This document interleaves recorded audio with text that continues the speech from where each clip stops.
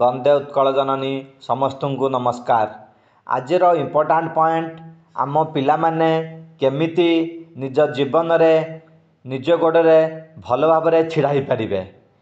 एथिपाई कौन करिया पड़िबो ना पिला ठीक से जज करी किए आगु को कौ लाइन रे गले भल करि परिबो सेटा डिसाइड करिवार अछि।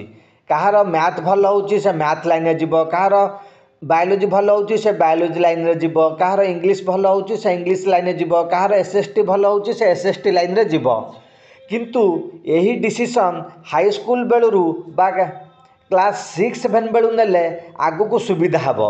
अधिकांश पिला बा गार्डियन यही डिसीजन ठीक से नहीं पार नाहंती, तेणु से माने निज लक्ष्य स्थल रे परे भल भाव रे पहुँची पार नाहंती एवं अनुताप करुचंती। आम पिला भलरे पढ़ंतु, भलरे रुहंतु। समस्त